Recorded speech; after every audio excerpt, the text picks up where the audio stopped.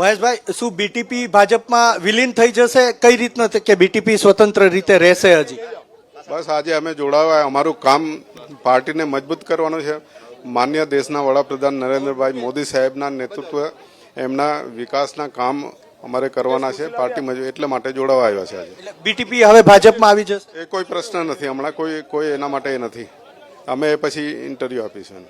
અચ્છા, તો એ બાબતે પછી વાત કરશું તેવું તેમનું કહેવું છે. મહેશ વસાવા પણ અહીંયા પહોંચી ચૂક્યા છે, મહેશ પટેલ પણ પહોંચી ચૂક્યા છે. આમ આદમી પાર્ટીના અગ્રણીઓ કે જે થોડી વારની અંદર ભાજપમાં જોડાવાના છે એ પણ અહીંયા પહોંચ્યા છે. કોંગ્રેસના અન્ય આગેવાનો પણ અહીંયા પહોંચ્યા છે. તો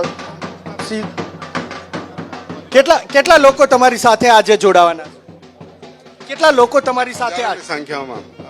એમાં કોઈ હોદ્દેદાર કે ચૂંટાયેલા સભ્યો સાથે? બધા હોદ્દેદારો બી ચૂંટાયેલા બી છે. બીજા બધા આમ આદમી પાર્ટીના, કોંગ્રેસના પણ અમારા ઉમેદવારો હતા જે કોંગ્રેસમાંથી લડેલા એમએલએનો, એ જોડાવાના છે.